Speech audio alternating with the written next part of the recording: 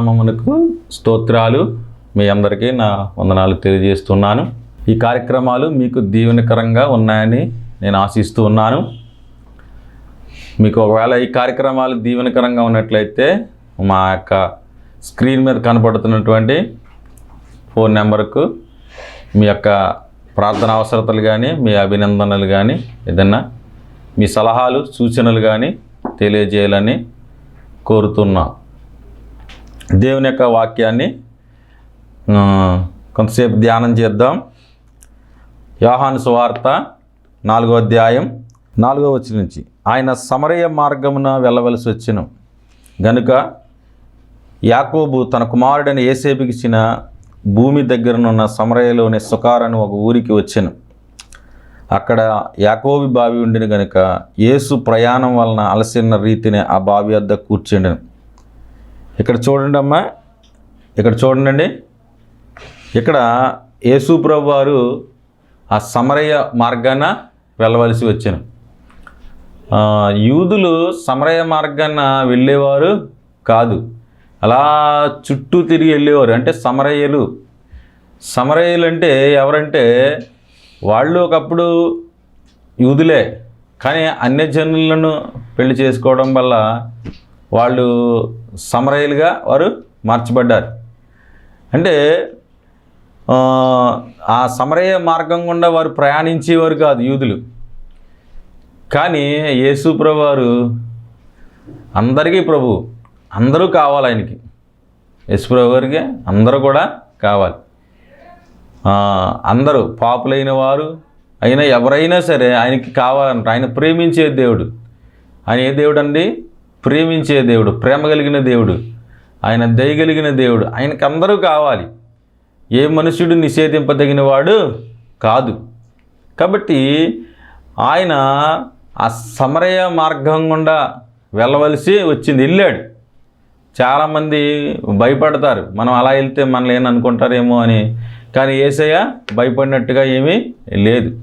ఆయన ఎన్నో అడ్డంకులు, అవరోధాలు ఎన్ని ఎదురైనా కూడా ఆయన ధైర్యంగా ఎవరేమనుకున్నా పర్వాలేదు అని అందరూ కావాలి ఆయనకి. అందరినీ రక్షించడానికి వచ్చాడు ఆయన. కొందరిని రక్షించడానికి కాదు, అందరూ. యేసుక్రీస్తు అందరికీ ప్రభువు, ఆయన రక్షకుడు, అందరినీ రక్షించే దేవుడు ఆయన. కనుక ఆయన ఆ సమరయ మార్గం గుండా ఆయన వెళ్ళి ఆ యాకోబు బావి వద్ద ఆయన కూర్చున్నట్టుగా అక్కడ కనబడుతుంది. అయితే అక్కడ ఆ యాకోబు బావి దగ్గర ఆయన కూర్చుని ఉండగా చూడండి, అక్కడ అలసి ఉన్న రీతిగానే ఆ బావి వద్ద కూర్చుండును. అప్పటికి ఇంచుమించు 12 గంటలు ఆయన సమరయ స్త్రీ ఒకటి నీళ్లు చేదుకొనుటకు అక్కడ రాగా యేసు నాకు దాహమిమ్మని ఆమెను అడిగాను. యేసయ్య ఆమెను అడిగాడు, నాకు దాహానికి నీళ్ళు ఇమ్మని ఆమెను అడిగాడు. అయితే ఇక్కడ చూడండి, యేసు ప్రభు గారికి ముందే తెలుసు ఆమె అక్కడికి వస్తుందని, ఆమెకు సువార్త చెప్పాలని.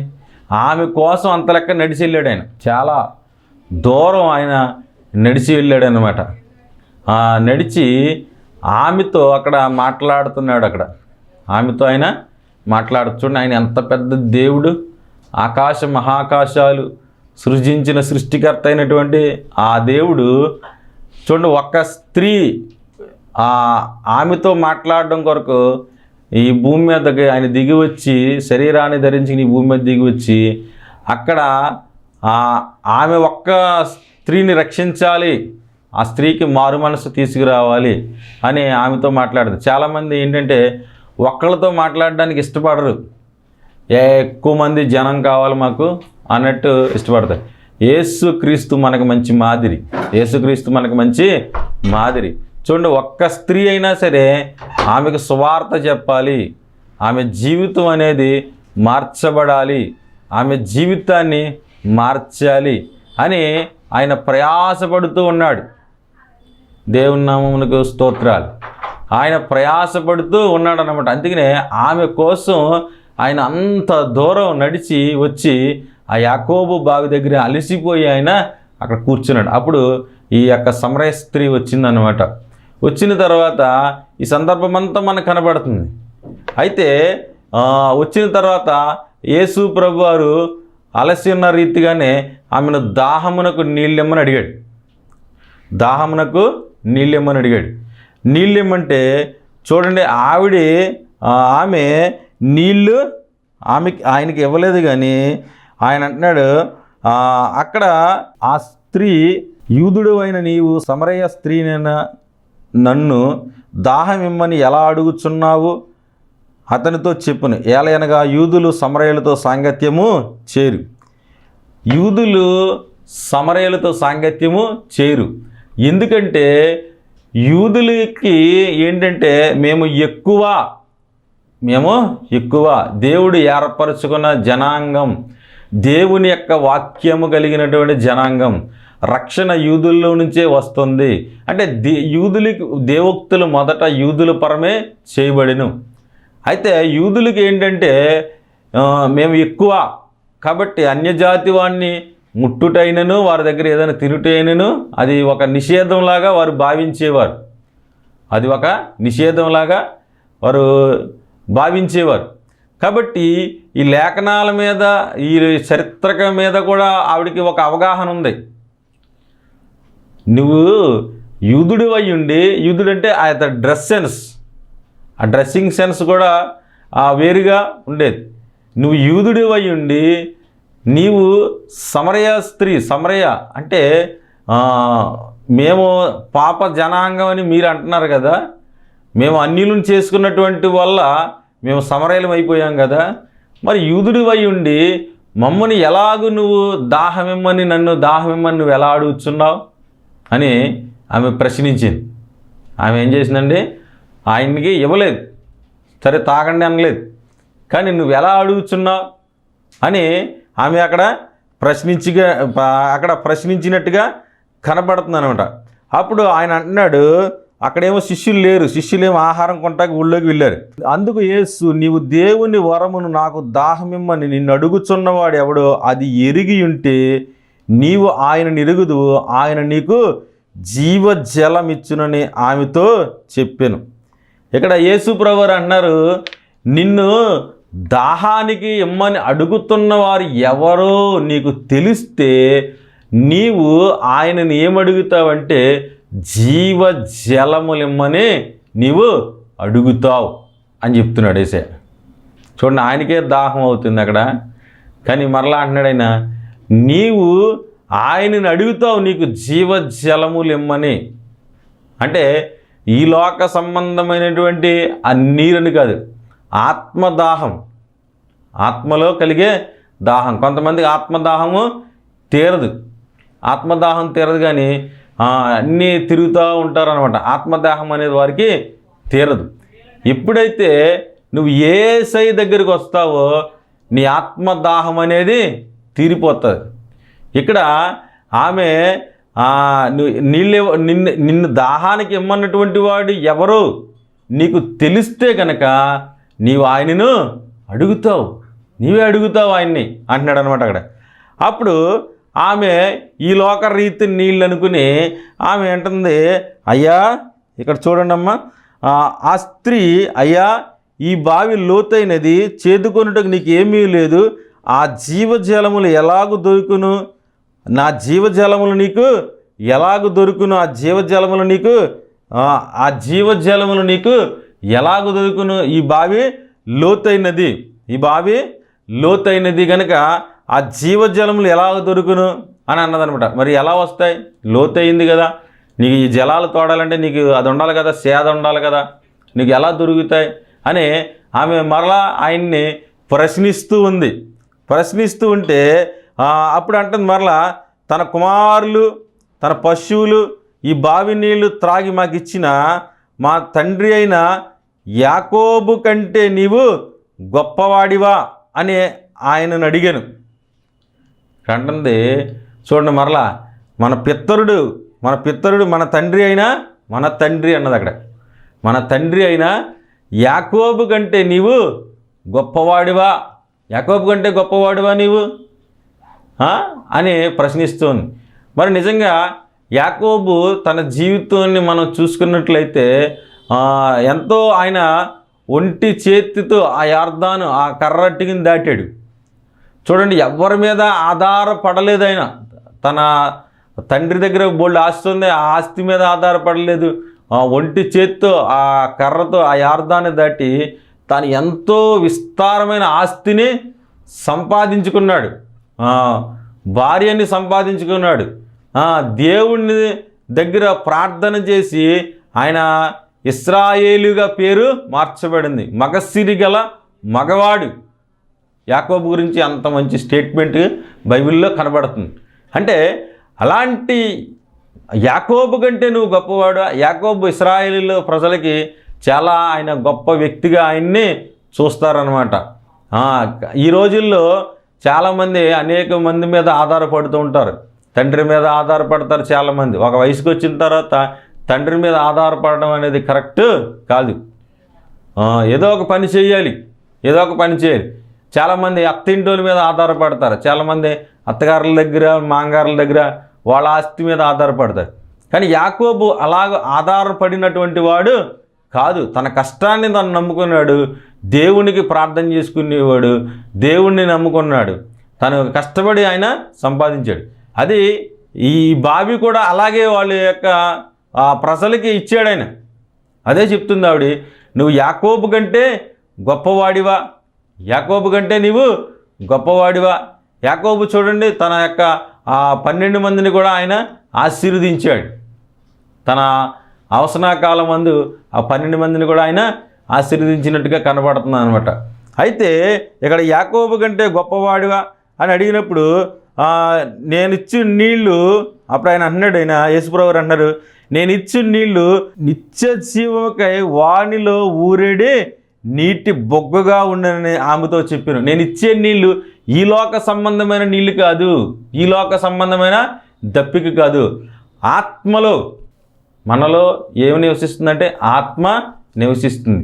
మనిషికి ఏమున్నాయంటే శరీరం ఉంది, ప్రాణం ఉంది, ఆత్మ ఉంది. ఆత్మలో ఆయన అన్నాడు, ఇదిగో వాడిలో ఊరేడి బొగ్గగా ఉండును. నీళ్ళంట వాడిలో ఊరతాయి.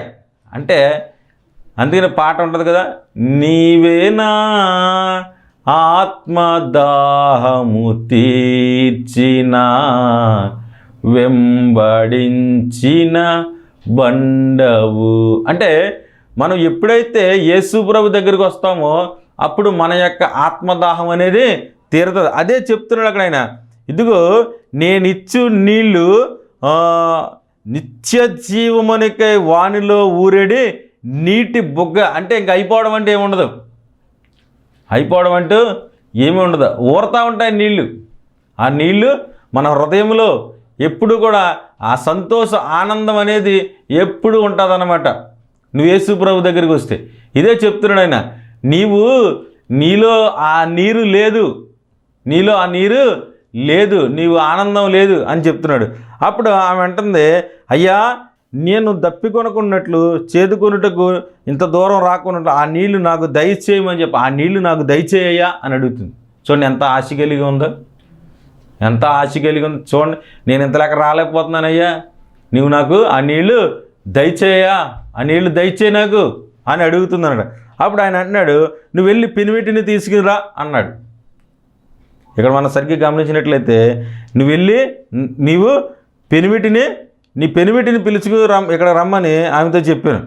ఆ స్త్రీ నాకు పెనిమిటి లేడనగా, చూడండి ఆ స్త్రీ ఏమందమ్మా, నాకు పెనిమిటి లేడు, భర్త లేడు అని చెప్తుంది. భర్త లేడని చెప్తుంది, నువ్వు వెళ్ళి పెనిమిటిని తీసుకురా అన్నాడు. అయితే నాకు పెనిమిటి లేడు అని చెప్పింది అన్నాడు. అప్పుడు యేసయ్య అంటున్నాడు అక్కడ 18వ వచనం అన్నాడు, నీకు 5 పెనిమిటిలుండ్రి, ఇప్పుడు ఉన్నవాడు నీ పెనిమిటి కాడు, సత్యమే చెప్పితివి. నీకెంతమంది ఇదివరకు 5 పెనిమిట్లు ఉన్నారు, ఇప్పుడు ఉన్నవాడు నీవాడు కాదు. ఎలాంటి సాక్ష్యం ఉందో చూడండి ఆవిడికి, ఆమెకి ఎలాంటి సాక్ష్యం ఉందో చూడండి. ఆమె ఇదివరకు 5 ఉందే, ఇప్పుడు వదిలేసింది, మరలా 6వ వ్యక్తితో ఆమె సహజీవనం చేస్తూ ఉంది. అయితే అది కరెక్ట్ కాదు. మనము జీవితకాలం అంతా కూడా పెళ్ళైన తర్వాత ఒకే స్త్రీ ఒకే పురుషుడు, అది బైబిల్ చెప్తుంది. ఒకే స్త్రీతో ఒకే పురుషుడు జీవితకాలం అంతా కూడా ఉండాలి, చనిపోయే వరకు కూడా నమ్మకంగా ఉండాలి. పెళ్ళికి ప్రమాణాలు చేస్తారు కదండి అందరూ, బ్రతుకు కాలం అంతయు ఎవరిని ఆశింపక ఈమెతోనే కాపురం చేయదువా, లేకపోతే ఈయనతోనే కాపురం చేయదువా అంటారు. అప్పుడు ప్రమాణం చేస్తారు అందరూ. అలాగూ ఉండాలి. కానీ ఈవిడ అలాగూ లేదు, ఈమె అలాగూ లేదనమాట. ఈమె ఏం చేస్తుందంటే ఐదుగురిని, అంతకుముందు ఐదుగురితో ఆమె నడిపించింది కథ అంతా కూడా, మళ్ళీ వదిలేసింది, మళ్ళీ ఇంకొక వ్యక్తిని ఆమె పెట్టుకుంది. అంటే జీవిత సాక్ష్యం అనేది ఆవిడకి మంచిగా లేదు. తన సాక్ష్యం, తన యొక్క సాక్ష్యం అనేది మంచిగా లేదు. తనకి ఊళ్ళో కూడా, ఆ గ్రామంలో కూడా, ఆ ప్రాంతాల్లో కూడా ఆమెకి మంచి సాక్ష్యం ఉండదు. ఎందుకంటే ఆమె ఇలాంటి పనులు చేస్తే ఎవరు గౌరవిస్తారు? ఏదైనా గౌరవం కలగాలంటే నీతిగా, యథార్థంగా, పరిశుద్ధంగా ఒకే భర్తతో కాపురం చేస్తే అందరూ గౌరవిస్తారు. కానీ ఇలాగ భర్తల్ని ఎలా మారుస్తూ ఉంటే ఎవరు కూడా సమాజంలో గౌరవం అనేది ఎవరికి ఉండదు. గనుక ఈమెకి అంత గౌరవం కూడా ఆ ప్రాంతాల్లో లేనట్టే. అయితే నువ్వు సత్యమే చెప్పావు అన్నప్పుడు అప్పుడంటే నా స్త్రీ, అయ్యా నీవు ప్రవక్తని గ్రహిస్తున్నాను. ఇందాకేమందే, నువ్వు యాకోబు కంటే గొప్పవాడివా అంది. ఇప్పుడు అందే, నీవు ప్రవక్తవి, నీవెవరు అంటే ప్రవక్తవి అంటుంది. వెంటనే మారింది ఆవిడ యొక్క ఉద్దేశం. ఆవిడ యొక్క ఉద్దేశం అనేది అక్కడ మారింది. మనం కూడా చూడండి, ఒక్కొక్కసారి సాధారణమైన మనుషుల్లాగే మనం చూస్తారు. ఏదైనా దేవుని మాటలు చెప్పేటప్పటికి అవతల వ్యక్తి ఎంతో మనల్ని గౌరవంగా చూస్తాడు. మీరు దేవుని సేవకులండి అని ఎంతో గౌరవిస్తారు. అంటే ఇక్కడ అంతకుముందు ఏమన్నదంటే, నువ్వు యాకోబు కంటే గొప్పవాడివా అన్నది. మళ్ళీ ఇక్కడ అంటుంది ఆవిడ, నువ్వు ప్రవక్తవి, నువ్వు ఒక ప్రవక్తవని నేను గ్రహిస్తున్నాను అన్నాడు.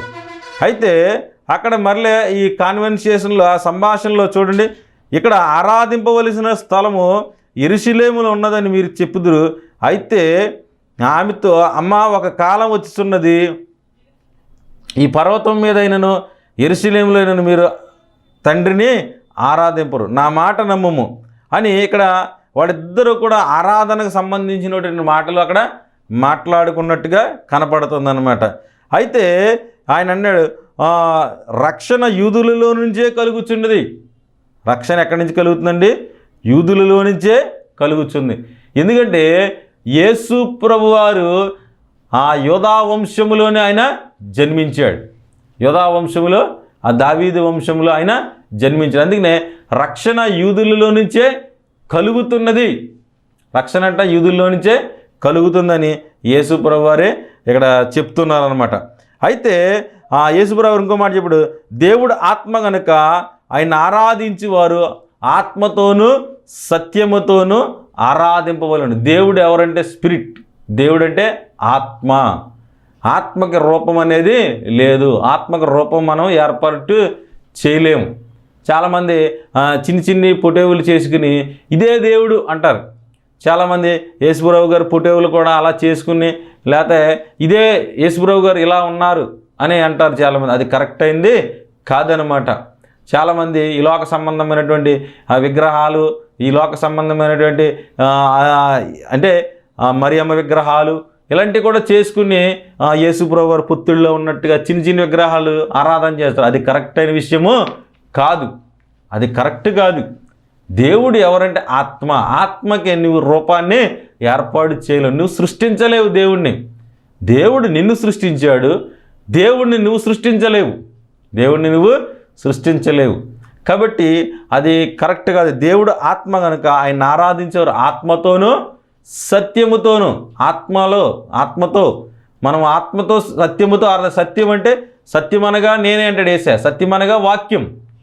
నీ వాక్యమే సత్యము, నీ వాక్యమే సత్యం. కాబట్టి వాక్యము చదువుకుంటూ వాక్యములో ఆయన ఏ రీతిగా ఆయన తన తాను బయలుపరుచుకున్నాడో ఆ మాటలు పాటిస్తూ మనము జీవించాలి. ఆత్మలో ఏ కపటము లేనివాడు ధన్యుడు. ఆత్మలో మనం కపటం లేకుండా పొరుగువానికి మేలు చేస్తూ మనం జీవిస్తూ దేవుని వాక్యం ఏదైతే చెప్పిందో ఆ వాక్య ప్రకారం మనం జీవించాలి. ఎప్పుడైతే మనం అలాగూ జీవించాలని యేసు ప్రభు అక్కడ చెప్పినప్పుడు అక్కడ ఆ స్త్రీ అంటుంది, అయ్యా మెస్సయ్య వచ్చినప్పుడు మాకు ఇవన్నీ కూడా చెప్తాడని ఉన్నది అన్నప్పుడు చూడండి, యేసయ్య ఒక్క మంచి మాట అన్నాడు అక్కడ, నీతో మాట్లాడుచున్న నేనే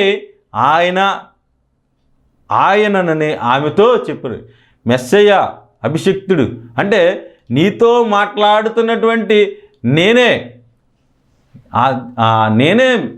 మెస్సయ్యని, నేనే మెస్సయ్యని. ప్రజలు, ఇశ్రాయేలు ప్రజలు ఎదురు చూస్తున్నటువంటి ఆ మెస్సయ్యని నేనే అని ఆమెతో చెప్పాడు అన్నాడు. నిజంగా మరి ఎంత గొప్ప విషయాన్ని దేవుడు ఆ విషయాన్ని ఆమెకు చెప్పాడు చూడండి. నేనే మెస్సయ్యని అని ఆమెకి చెప్తే చూడండి, ఇంతలో ఆ శిష్యులు వచ్చి ఆ స్త్రీతో మాట్లాడి చూసి ఆశ్చర్యంగా పడి, నీకేమి కావాలనైనను ఈమెతో ఎందుకు మాట్లాడుచున్నవైనను ఎవరు అడగలేదు. ఆ కన్వర్సేషన్ జరుగుతూ ఉంది. ఆ స్త్రీతోటి ఆయనకి మాట్లాడుతూ ఉన్నారు. ఈ మాట్లాడుతున్న సందర్భంలో ఆ శిష్యులు వచ్చారు, ఆహారం కొంటాకి వెళ్ళిన శిష్యులు వచ్చారనమాట. వచ్చిన తర్వాత నువ్వు ఎందుకు మాట్లాడుతున్నావు, ఆమెతో ఎందుకు మాట్లాడుతున్నావు అని కూడా ఎవరికి ఏమీ అడగలేదు. చాలామంది విశ్వాసులు పాస్టర్లకే సలహాలు ఇచ్చేస్తారు. చాలామంది విశ్వాసులు ఏం చేస్తారంటే పాస్టర్లకే సలహాలు ఇచ్చేస్తారు. అది అని ఏదో చెప్పేస్తూ ఉంటారు. కానీ ఇక్కడ శిష్యులు మంచితనంగా ఉన్నట్టుగా కనబడుతుంది, అంటే మంచి సలహాలు ఇవ్వడం అనేది మంచిదే, కానీ అనవసరమైన సలహాలు ఇవ్వడం అనేది మంచిది కాదనమాట. ఇక్కడ మౌనంగా ఉన్నట్టు వారు కనబడుతున్నారు. అయితే అప్పుడు ఆ స్త్రీ 28 ఆ స్త్రీ తన కొండ విడిచిపెట్టి ఊళ్ళోనికి వెళ్ళి, మీరు వచ్చి నేను చేసినవన్నీ నాతో చెప్పిన వాడిని మనుషుని చూడుడి, ఈయన క్రీస్తు కాడా అని ఆ ఊరి వారితో చెప్పగా, ఇక్కడ చూడండి, ఆమె చూడండి వెళ్ళి ఆ ఊరిలో తన కొండ విడిచిపెట్టేసింది. అక్కడ కొండ అక్కడ విడిచిపెట్టేసింది. తను వచ్చిన పని మర్చిపోయింది. తన వెళ్ళిపోయి ఆ ఊరి వారందరితో చెప్తే, నేను చేసినవన్నీ. ఏం చేసింది ఆవిడ? ఎలాంటి పాపాలు చేసింది? 5 ఉండి మళ్ళీ 5 వదిలిపెట్టేసి 6వ వాడిని చేసుకుని, ఇది ఒక సాక్ష్యంలాగా చెప్తుంది అనమాట. నేను చేసినవన్నీ నాతో చెప్పినటువంటి వాడు, నేను చేసిన పాపాలన్నీ కూడా నాకు గుర్తు చేశాడు, నేను చేసిన పాపాలన్నీ కూడా ఆయన బయలుపరిచాడు. నేను చేసినవన్నీ ఈయనకి ఎలా తెలుస్తుంది? ఈయన మెస్సయ్య కాడా? ఈయనకి ఎలా తెలిసింది? ఈయన దేవుడు కాబట్టి ఈయనకి తెలిసింది అని ఆ ఊర్లో సిగ్గుపడతలేదు ఆవిడ. యేసు ప్రభుని నమ్ముకున్న తర్వాత మనం సిగ్గుపడకూడదు. మన జీవితాలు మార్చిందైనా, మన జీవితాలను మార్చిందైనా.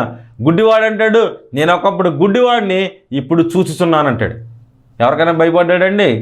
ఎవరికీ భయపడలేదైనా. నేను గుడ్డివాడిని, ఒకప్పుడు గుడ్డివాడిని, ఇప్పుడు నేను చూచుచున్నాను అంటాడు. అంటే మానవ జీవితం, మనము యేసు ప్రభుని నమ్ముకున్న తర్వాత ఇంకెవ్వరికి భయపడకూడదు. ఆ మత్తయి సువార్త 10వ అధ్యాయం ఉంటుంది, దేహమును చంపువారికి భయపడకుడి, దేహమును ఆత్మను నరకములో వేయువానికి మిక్కిలి భయపడుడి. ఇంకా ఆ సమరయ స్త్రీ భయపడతలేదు, వెళ్ళి అందరికీ చెప్తుందనమాట, ఇదిగో నేను చేసినవన్నీ నాతో చెప్పినటువంటి ఆయన్ని చూడండి, వచ్చి ఈయన మెస్సయ్య అని చెప్తుంది. అసలు అక్కడ ఎంత గొప్ప సాక్ష్యాన్ని చెప్తుందో చూడండి, ఎంత గొప్ప సాక్ష్యాన్ని ఆమె చెప్తుందో చూడండి. అక్కడ వెళ్ళి ఆ స్త్రీ, ఒక్క స్త్రీని రక్షిస్తే ఆ స్త్రీ వెళ్ళి ఆ ఊరిలో ఉన్నటువంటి వారందరినీ కూడా తీసుకొచ్చింది. దేవునికి స్తోత్రం. ఆ స్త్రీని రక్షిస్తే ఆ ఊళ్ళో ఉన్న వాళ్ళందరినీ తీసుకొచ్చింది అన్నమాట. చూడండి, ఒక కొవ్వొత్తిని మనం వెలిగించినప్పుడు ఆ కొవ్వొత్తి అనేక కొవ్వొత్తులు వెలిగించే కొవ్వొత్తిగా ఉండాలి. ఆ కొవ్వొత్తి ఏం చేయాలమ్మా? అనేక కొవ్వొత్తులను వెలిగించేలా ఉండాలి. చాలామంది వెలిగించరు అన్నమాట. వాళ్ళు వెలిగింపబడి అలాగే ఉంటారు, అనేకులను వెలిగించరు. ఇప్పుడు నీవు క్రీస్తుని నమ్ముకున్న తర్వాత అనేకులకు క్రీస్తు గురించి చెప్పాలి. నీవు చెప్పడమే నీ పని. వాళ్ళకి మార్పు తీసుకొచ్చేది పరిశుద్ధాత్మ దేవుడు. అయితే నీవెంతవరకు అంటే నీవు చెప్పడమే, ఇదిగో నా జీవితంలో ఇలా జరిగింది, మీరు నమ్ముకుంటే మీకు కూడా మేలు జరుగుతుంది. గుడ్డివాడు ఏమన్నాడు? నేను ఒకప్పుడు గుడ్డివాడిని, ఇప్పుడు చూస్తున్నాను. అది ఈ సమరయ స్త్రీ ఏం చెప్తుంది? ఒకప్పుడు నేను ఎన్ని చేశాను, ఇప్పుడు ఎన్ని చేసినా నా గురించి నాతో చెప్పిన వాడిని చూడండి అన్నది.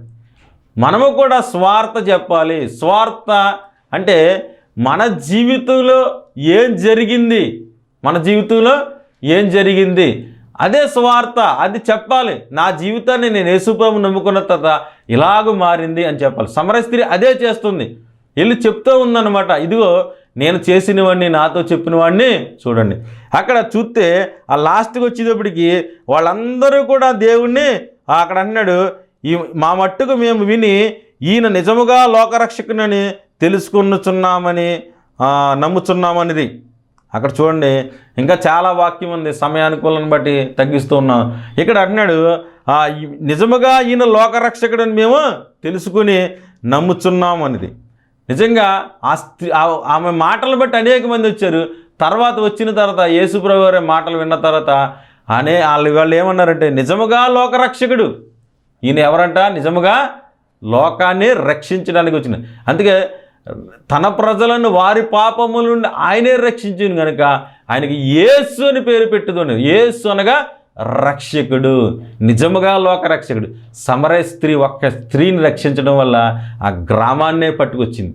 అలాగే మనలను రక్షించిన తర్వాత దేవుడు మనం అనేకులకు దీవెనకరంగా ఉండి రక్షణ స్వార్థను ప్రకటించి అనేకులను యేసు ప్రభు వైపు మనం తిప్పేలాగా మనము ఉండాలి. కాబట్టి ఈ సమరయ స్త్రీ సందర్భం అంతా మనకి ఏం కనపడుతుందంటే, ఆమె ఒక్క స్త్రీ వెలిగింపబడి అనేకులను వెలిగించిందనమాట. ఆమె చీకటిలో నుండి వెలుగులోనికి వచ్చింది. మనము కూడా అటువంటి వెలుగులోనికి వచ్చి అనేకులను వెలిగించేలాగా మనము జీవిద్దాం. దేవుడి కొన్ని మాటలు దీవించునుగాక. ఆమెన్. చిన్న ప్రార్థన చేద్దాం. పరిశుద్ధుడు అయిన తండ్రి, కృప కలిగిన దేవ స్తోత్రాలు.